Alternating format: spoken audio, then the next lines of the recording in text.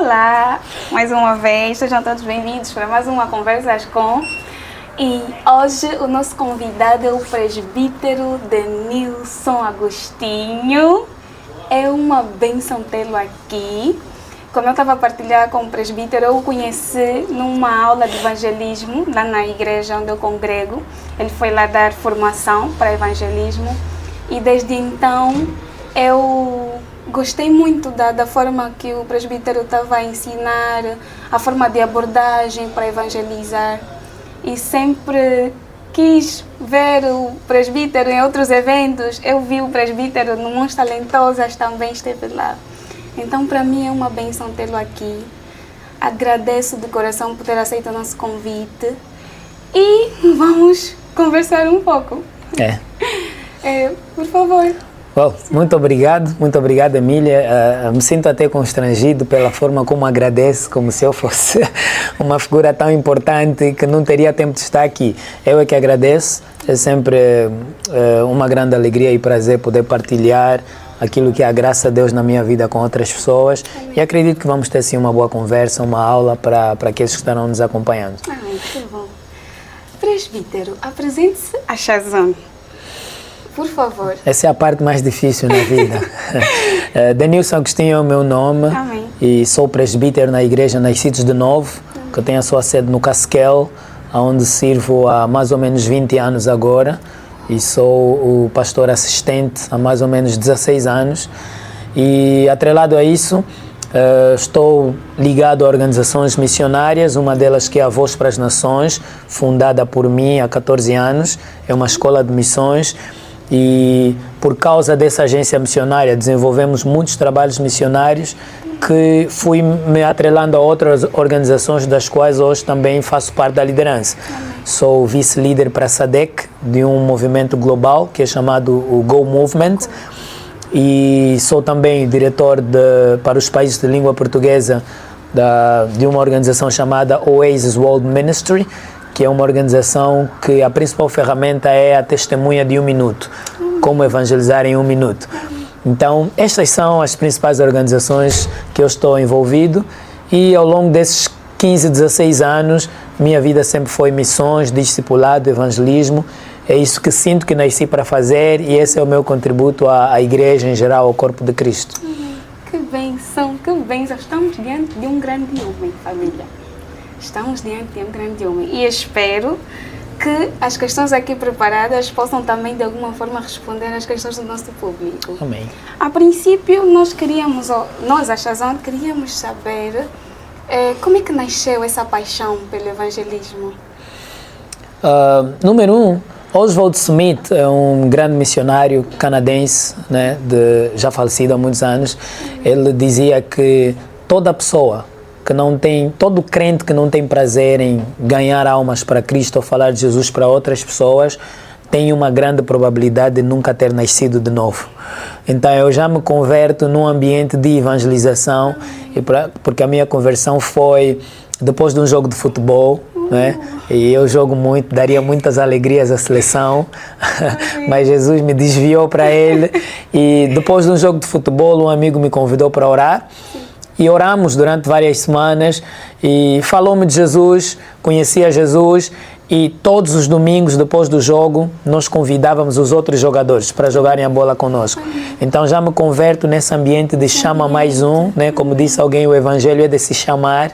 Então todos os domingos chamávamos mais um, chamávamos mais outro e o grupo foi crescendo. Mas ali no ano de 2010, sim, foi precisamente quando eu tive a experiência de fazer uma primeira viagem missionária fora de Luanda, para Porto Ambuim. Fui para Porto Ambuim, fiquei várias semanas com alguns irmãos e durante as semanas que a gente lá esteve, nós reuníamos mais de 70, 80 pessoas debaixo de uma árvore, num bairro chamado Torre Tombo e era a época de férias. E a época de fazer matrículas e confirmações estavam a começar, sim, então nós tínhamos que voltar para Luanda.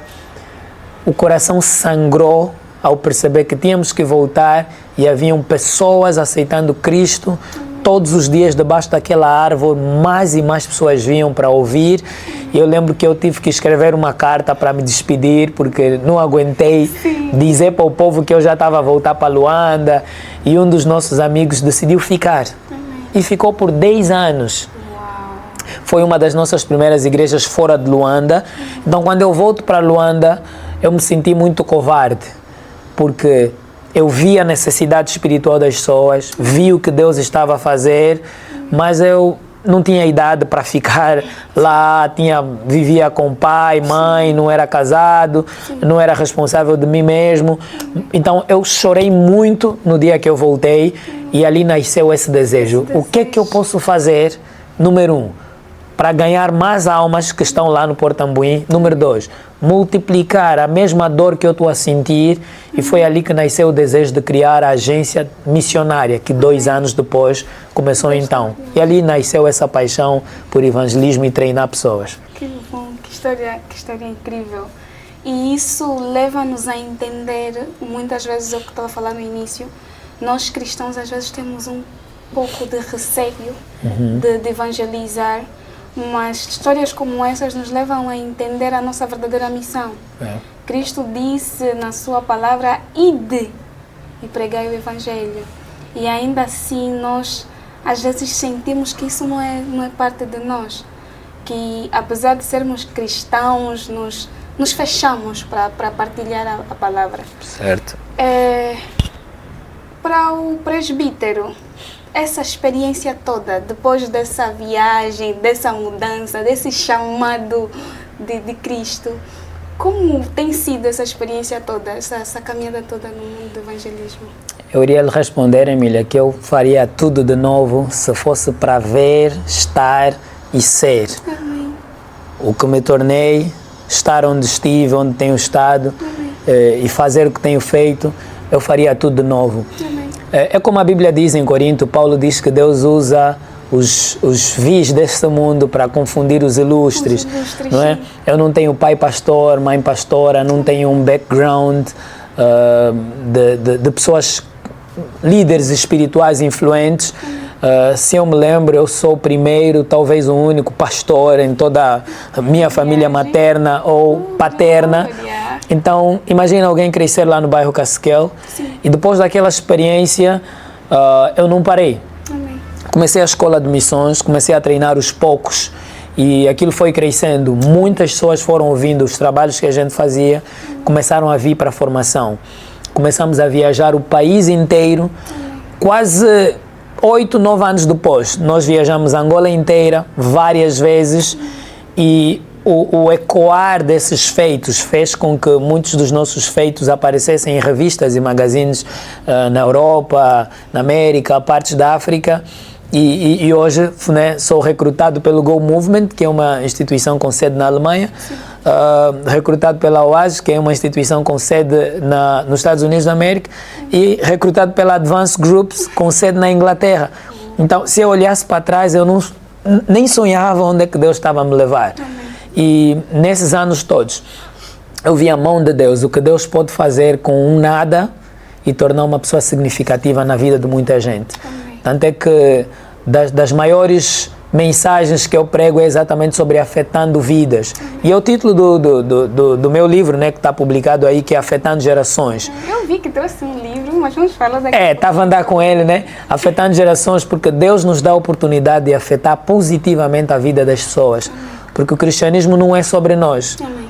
Papa João Paulo II, ele dizia que o sol não brilha para si mesmo, a lua não brilha para ela mesma, os peixes não comem-se a si mesmo, as árvores não comem seus próprios frutos, assim também Jesus não morreu para ele mesmo. É lei da vida viver para os outros. E viver para os outros é afetar e deixar legado para as próximas gerações. Então essa experiência de missões nos últimos 16, 17 anos fez-me viver para os outros e hoje, né, trabalhando em países muçulmanos como Gâmbia, Mali, Senegal, fez-me ver como Deus é bom e como o evangelismo é a resposta que a igreja tem para levarmos a mensagem ao mundo todo. Se a igreja não se mover no evangelismo, não é hoje nem amanhã que o mundo será alcançado. Amém, amém. E essa caminhada, só a caminhada cristã é desafiante. Mas como tem sido, se falarmos de desafio, né? Falando de desafio, como tem sido, quais são os desafios que o presbítero tem vivido ao longo dessa caminhada? Se for citar alguns principais. Vamos lá. Número 1, como disse, a caminhada cristã em si já é desafiante, sim, porque o começar não é problema. Amém. O problema é o meio e o fim, não é? E todos nós temos pelo menos 3 níveis do chamado em nossa vida. O primeiro nível de chamado é o chamado ao relacionamento com Deus. É aquele nível que Deus nos chama e Ele não quer que você faça nada. Ele só quer que você fique com Ele.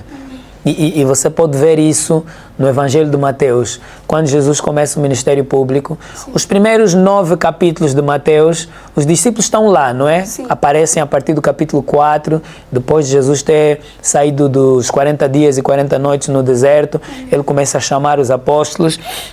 E no capítulo 5 ele começa um sermão maravilhoso, que é o sermão das Beatitudes. Ele começa a pregar. Aquele sermão começa no capítulo 5, vai até o capítulo 6, vai até o capítulo 7 e ele conclui no capítulo 7, o 24, quando ele diz: todo aquele pois que ouve as minhas palavras, assemelhá-lo-ei. Era a conclusão do sermão que começa no capítulo 5. No capítulo 8 nós vemos uma chuva de milagres que começam a acontecer. No capítulo 9, as multidões se apercebem que Jesus era um homem que estava a fazer milagre, a libertar pessoas. Então colocam um monte de pessoas nas ruas, que ele cura todo mundo. O capítulo 9 de Mateus, o 36, é onde diz que: e quando viu as multidões, moveu-se de íntima compaixão e curou a todos. Eu fico imaginando que Jesus dormiu cansado naquele dia, porque no capítulo 10, o versículo 1 começa assim: e chamando os 12, deu-lhes poder. Só no 10. Então a pergunta é, do Mateus 1 até o 9, onde é que os discípulos estavam? No capítulo 5, os discípulos estavam lá, ouvindo. Sim. No capítulo 6, os discípulos estão lá. No capítulo 7, 8, 9, os discípulos estão lá. Porque esse é o primeiro nível de chamado, andar com Deus. Deus, quando te chama, não é para te tornar famoso, grande pregador, grande cantora.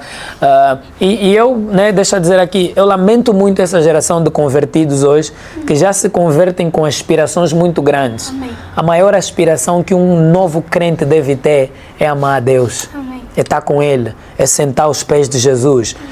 E depois vem um segundo nível de chamado, que é o nível do ficar. Ele te chama para vir, depois te chama para ficar. Amém. Porque quem não fica não pode ser enviado. Amém. Porque ele te chama para estar com ele, mas depois ele tem que te desafiar, confrontar, que é o nível do discipulado, alastrar as tuas raízes, enraizar-te mais, porque senão vai ser como aquela parábola do semeador que diz que parte da semente caiu em pedregais. Sim. Quando veio o sol, que representa os problemas da vida, não é? Secou, porque não tinha raiz profunda. O segundo nível de chamada é o do ficar. E é aqui onde eu respondo a tua pergunta sobre os desafios. Nosso primeiro maior desafio como crente é permanecer. Porque todos nós temos a nossa lua de mel com Jesus. Né? Na lua de mel, nos casamentos, você não vê defeito. Na noiva, no marido, é tudo muito... depois de uns 6 meses, 1 ano, você começa a ver que teu marido é meio preguiçoso, tua esposa é meio bruta, ou isso ou aquilo. Então, em Cristo também. Então, permanecer sempre foi difícil. Chegou uma fase da minha vida que eu fiquei no ministério, viajando, discipulando pessoas, e a minha idade estava a aumentar. E eu vi meus amigos a procurarem emprego e a conseguirem emprego, mas eu tinha uma convicção de que Deus estava a me levar para longe, mas numa outra direção. Amém. E eu fiquei quieto. E eu casei muito cedo. Casei com 20 anos. A minha esposa tinha 19. Isso é um desafio. É um desafio. Eu fui ter com meu pai e disse: pai, quero casar. Meu pai me olhou bem sério. Depois me perguntou: engravidaste? Eu disse: não. E ele fez silêncio. Depois disse: tá bem, vai lá falar com a mãe dela e depois vem me comunicar. Então é o caso, com 20 anos e não tinha um emprego como tal, tinha alguns negócios, tinha alguns trabalhos de jovens, gráfica, timbragem, serigrafia, mas quando a crise se instala no país e esses negócios começam a ir para baixo, eu tinha necessidade de ter um emprego fixo, de começar a construir a minha vida. E os meus amigos começaram a terminar a faculdade, começaram a entrar em empresas como Girassol, e eu estava lá a me olhar, mas era como se o diabo tivesse a dizer: vais continuar aqui, E o Tiago foi nas bom missões, nas viagens, no discipulado. E olha que eu fiquei todos esses anos até que as portas começaram a se abrir como Deus quis. Então o primeiro desafio foi esse. É o desafio de permanecer convicto de que Deus te chamou para algo maior e que você não tinha que correr na velocidade de todos os outros. E isso muito jovem com certeza está a passar. Com certeza. Então nos ouvir agora. Eu vou ouvir, não é? Quando a entrevista for ao ar. Uma grande questão, olhando já num âmbito geral, eu queria saber do presbítero, como o presbítero vê o evangelismo em Angola atualmente. Estamos num bom caminho? Já estivemos melhor se olharmos para antigamente? Como é que está esse processo de evangelização? Eu acho que estamos numa fase muito boa. Já tivemos muito mal, mas hoje não posso mais dizer assim. Devo me orgulhar do que todas as equipas têm feito, os vários movimentos a nível da Angola, as igrejas que despertaram por causa também da pressão que os movimentos cristãos foram criando. E eu que faço parte desse movimento de jovens, né, como eu disse, comecei um projeto de 14 anos, e hoje, com certeza terá ouvido, né, muitas pessoas atribuíram-me o nome de Senhor Missões, Mr. Missões. Há quem nem acredita que eu sei pregar uma outra coisa, eles acham que eu só prego sobre evangelismo e missões, né, porque foi assim que as pessoas me conheceram nos últimos 10 anos, porque eu acredito que pequenas coisas feitas repetidas vezes podem gerar grandes impactos. Quando muita gente desistiu dessa atividade de evangelizar, o trabalho de evangelismo 1 a 1 ou massivo, eu fiquei lá com um pequeno grupo e eu acho que a maior revelação que Deus já me deu foi a revelação do mais rápido que o vento. E isso move-me até hoje, não é? Essa revelação se tornou tema de uma das nossas conferências, onde nós falamos que temos que correr mais rápido que o vento. Vem ilustrado na história de Jó, que ele tinha 10 filhos, e uma vez diz que os filhos estavam reunidos na casa do mais velho, quando o vento oriental veio, bateu a parede e matou os filhos de Jó. E a reflexão é, se houvesse alguém que pudesse correr mais rápido que aquele vento, chegaria primeiro e avisaria os filhos de Jó. Hoje a droga também é um vento, a prostituição é um vento, o álcool é um vento, que chegam na vida das pessoas antes do Evangelho. Muitas pessoas não seriam bêbados hoje se o Evangelho tivesse chegado antes da primeira bebida que experimentou. Muitas moças não teriam muitos filhos de maridos diferentes, talvez, se o Evangelho chegasse antes da primeira experiência sexual errada que teve. Então eu digo que às vezes a igreja chega tarde demais na vida das pessoas. Somos como polícia nos filmes, só chegamos no fim do filme. Então, movido por essa visão, criamos o projeto Até que se torne cultura, onde começamos a pressionar as igrejas de que evangelização não é programa, é um estilo de vida. Se esperarmos um programa, um dia especial, um sábado especial para evangelizar, pessoas vão para a eternidade sem Deus todos os dias. Igrejas esperam sábado, mas pessoas morrem na quinta-feira sem Jesus. Igrejas esperam um fevereiro especial, maio especial, setembro da evangelização. Mas hoje que estamos aqui a falar, terça-feira, 16 de junho, alguém saiu de casa e não vai voltar. E não é maldição, é a vida. Alguém hoje vai ser esfaqueado no bairro Paraíso, no Malueca. Alguém vai ser atropelado na Via Expressa ou em alguma estrada qualquer. Os filhos estão à espera desse pai, a esposa está à espera do marido. E vai ouvir daqui a 2, 3 dias que o corpo está na morgue. Mas sabe o que é interessante, Emília? Essa pessoa que hoje morreu ou que vai morrer esteve no mesmo táxi que um cristão hoje. E teve a oportunidade de ouvir o Evangelho pela última vez antes de morrer. Mas o evangelista não pregou porque está à espera de um dia especial na sua igreja. Essa pessoa que hoje não vai voltar para casa, talvez esteve no KFC, onde um cristão também passou. Talvez foi o motorista do Yango que trouxe um cristão para o local de trabalho. Por isso que todos os dias eu me comprometi a falar de Jesus com pelo menos uma pessoa. Todos os dias eu tenho folhetos no bolso ou uma pulseira evangelística e eu não perco oportunidades, porque pode ser o último dia de vida daquela pessoa. Então, movido por essa visão, conseguimos fazer com que a evangelização se tornasse cultura. E hoje é muito bonito ver as igrejas pelo menos todo final de semana as igrejas têm programa, os movimentos têm cultos de rua, têm uma atividade. Ainda não estão lá no sonho, na visão, né, que eu tenho para Angola, mas já não estamos como estávamos. Amém. É um bom movimento, é uma boa fase que as igrejas despertaram para a evangelização. Amém. Deus esteja louvado. Fico feliz em saber que pelo menos estamos a caminhar para a direção certa. Estamos. Agora vamos falar um pouquinho sobre redes sociais, o evangelismo nas redes sociais. Como é que o presbítero vê essa questão? Evangelizar nas redes sociais é uma forma de evangelização boa? Tem lá os seus efeitos positivos e nós temos visto, graças a Deus, eu creio que pessoas são alcançadas todos os dias por uma mensagem, mas qual é a visão do presbítero? E eu já percebi que o presbítero também é um pouquinho afastado das redes sociais. Sim. Esse um pouquinho afastado quer dizer não sou polêmico e assuntoso, né? Não, digo mesmo em termos de movimento nas redes sociais. Eu por acaso estou lá, mas sou mais de mobilização do que evangelização. Eu uso as minhas redes sociais muito mais para mobilizar, que é uma palavra-chave das organizações que eu trabalho, evangelismo, porque nós acreditamos que a igreja não pode ser espectadora apenas. A igreja é um exército. E é um exército que está à espera de empurrão, de ser mobilizado. Então, todas as atividades, ou a maior parte das atividades que eu faço, as minhas viagens internacionais, seminários, pessoas que diariamente são ganhas e estão a ser discipuladas, essa é a natureza das minhas redes sociais, para indiretamente dizer assim, olha, você também pode fazer isso, olha, você também pode ter esse estilo de vida, você também pode. Fora isso, não sou muito ativo, porque eu acredito que as redes sociais é um meio de evangelismo, sim.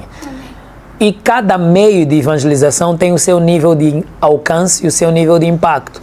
E em 1 Coríntios 9, no seu versículo, a partir do versículo 22, Paulo diz assim, olha, fiz-me tudo para todos, para por todos os meios chegar a salvar alguns.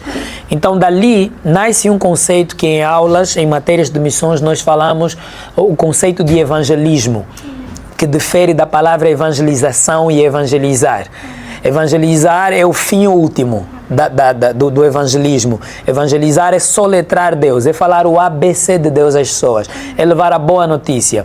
Evangelismo, vamos lá, para não baralhar. Evangelização é o processo, porque toda palavra que termina com o sufixo são, que deriva da palavra ação, expressa ou representa um processo. Educação é um processo de aprendizagem. Comunicação é um processo em que a mensagem sai do emissor, passa pelo canal até chegar ao receptor. Santificação é um processo, cada vez mais longe do pecado, mais perto de Deus. Então é a mesma coisa, evangelização é um processo. Leva tempo. Transmitir, comunicar com eficiência. Agora, evangelismo, o sufixo ismo, significa conceito, ideologia, como capitalismo, comunismo, hinduísmo, budismo, cristianismo, tudo que termina com ismo, né? Denismo, por exemplo, conjunto de pessoas que amam o Deni, né? Que me amam. Então, tudo que termina com ismo é isso ali. Então, evangelismo é exatamente a mesma coisa. O conjunto de técnicas e ferramentas usadas durante o processo da evangelização. Agora, nada tem mais impacto do que o evangelismo pessoal. As redes sociais, elas são contextualizadas porque há países que as redes sociais não têm impacto nenhum, as pessoas não estão muito nas redes sociais, não perdem tempo nas redes sociais. Há países que, vamos lá, 60%, 70% das pessoas estão conectadas online. E há países que nem 15% das pessoas estão conectadas online. Então tu perdes muito tempo dando murros ao ar ou numa parede que não tem valor nenhum. Então, eu vou dizer assim, as redes sociais têm impacto em uma sociedade onde as pessoas estão bem conectadas e as pessoas têm muita paciência para as redes sociais. Não tem impacto onde as pessoas não têm interesse e as pessoas não estão bem conectadas. Mas seja com impacto positivo ou diminutivo, nada substitui o evangelismo pessoal, que é o contacto transversal. Porque as pessoas nas redes sociais, tu podes falar muito bem, tu podes ser muito criativo, vai se converter uma ou outra pessoa, mas não é o mesmo do que aquele calor humano. Porque as pessoas sempre precisam de um Jesus perto. E o evangelista é o Jesus mais perto que um descrente pode ter. E às vezes no YouTube, ele pode ouvir o teu conceito bonito sobre o evangelho, mas ele precisa de ver a tua vida.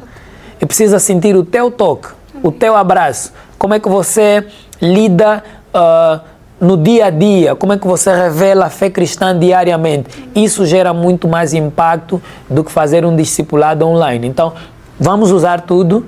E Deus abençoe os que têm redes sociais muito ativas, muito póster, mas é possível medir muito mais o feedback das pessoas no evangelismo pessoal. E isso é o que eu sempre recomendo. Amém. Amém, pastor Denilson, presbítero. Tanto faz. Esqueci meu café.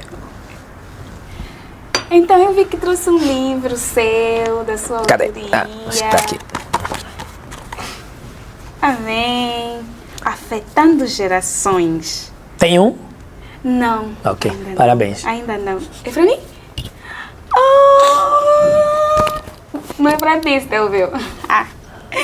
Muito obrigada. Eu vou devorá-lo e eu vou fazer... Eu sou de redes sociais.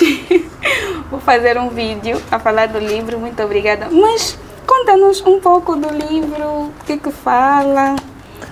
O Afetando Gerações, como eu já dizia, é exatamente o meu desejo de que a paixão evangelística que Deus colocou no meu coração seja multiplicada em milhares de cristãos. Eu sempre fui muito apaixonado por pessoas, não é? E um dia alguém me perguntou como eu gostaria de ser lembrado.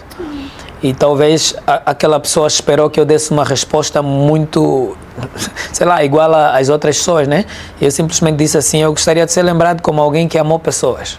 Para mim já seria o suficiente. E eu gastei muito da minha adolescência e princípio da minha juventude cuidando de pessoas, discipulando pessoas, treinando pessoas. Eu passava muito tempo, 6, 7 horas, recebendo pessoas na minha casa e mais tarde no meu, gabinete, escritório, de várias igrejas que vinham me ouvir por 3, 4, 5 horas. E mesmo depois de estar casado, Deus seja louvado pela minha esposa, que foi muito paciente e é muito paciente até hoje, né? Porque sou uma pessoa que paro muito, pouco, tanto em Angola como em casa.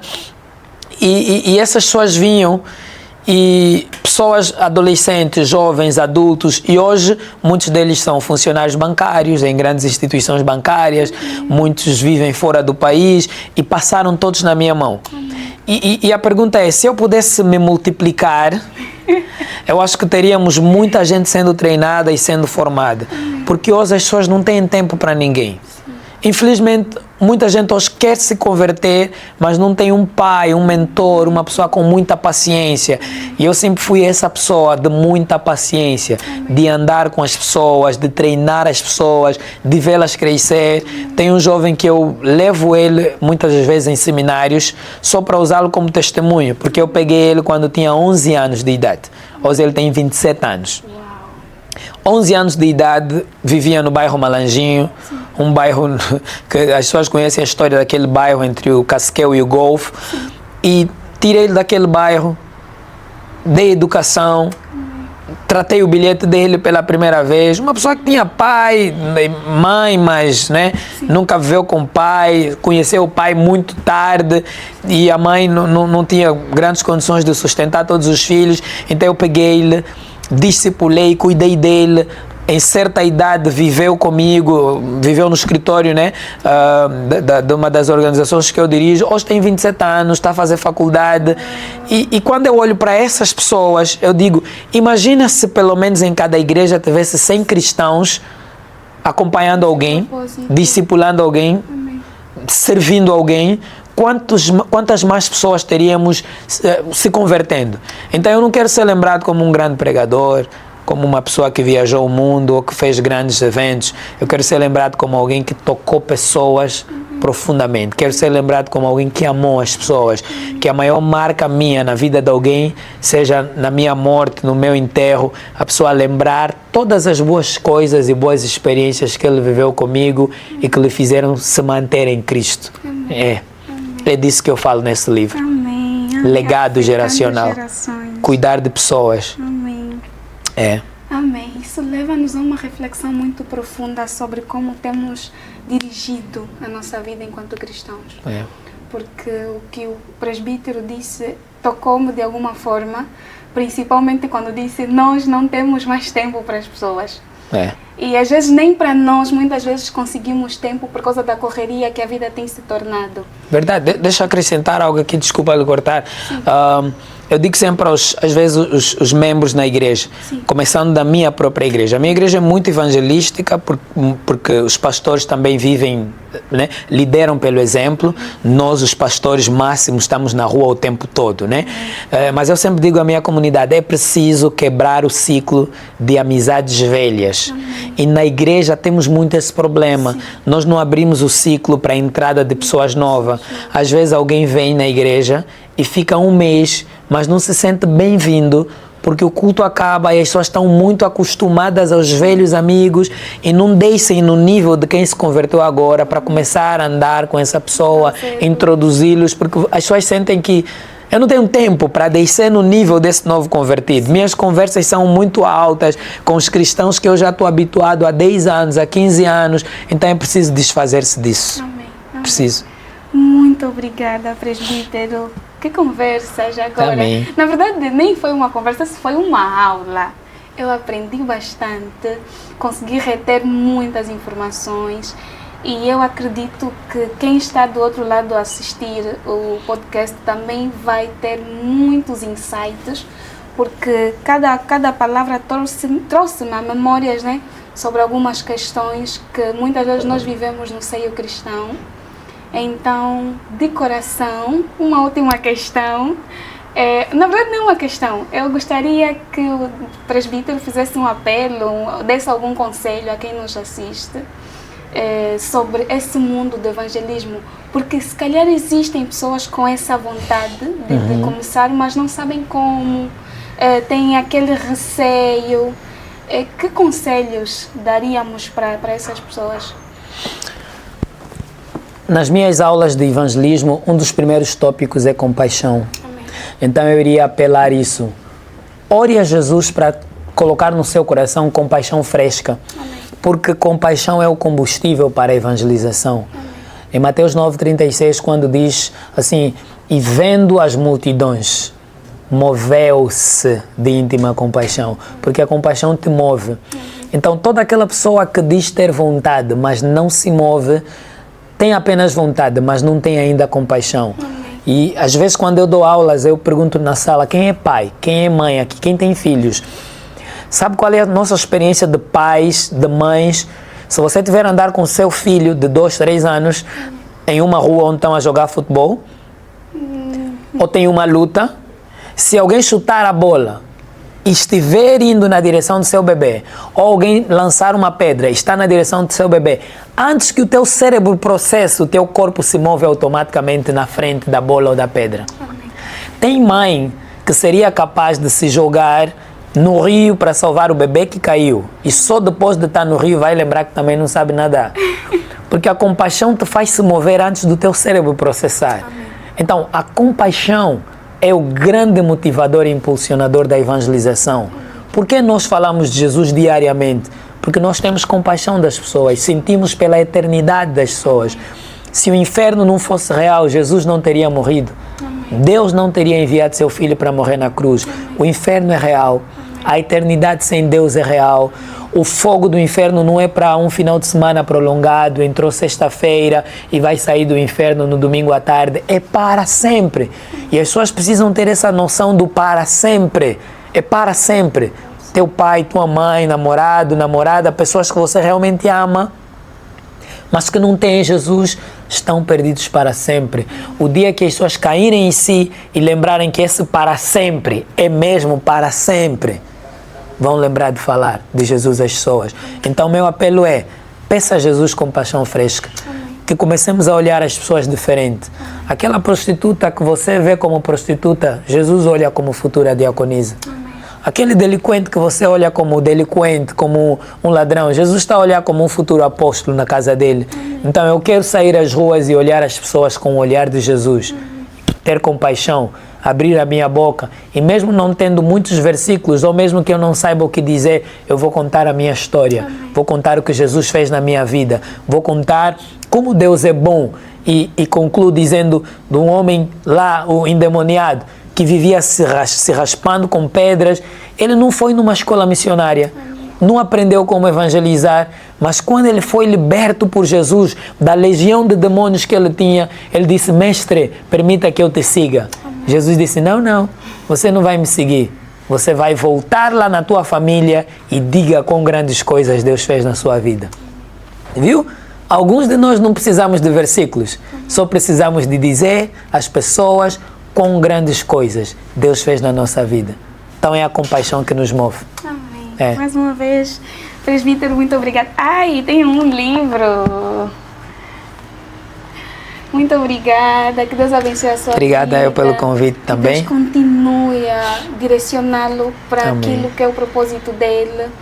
Eu me sinto extremamente abençoada por essa conversa e espero que essa bênção seja depositada para todos que a verem. Amém. E terminamos a nossa conversa. Muito obrigada. Muito obrigado pelo convite e a Shazon. Deus abençoe e que multiplique tudo e todo o trabalho que vocês têm feito. Amém. Amém.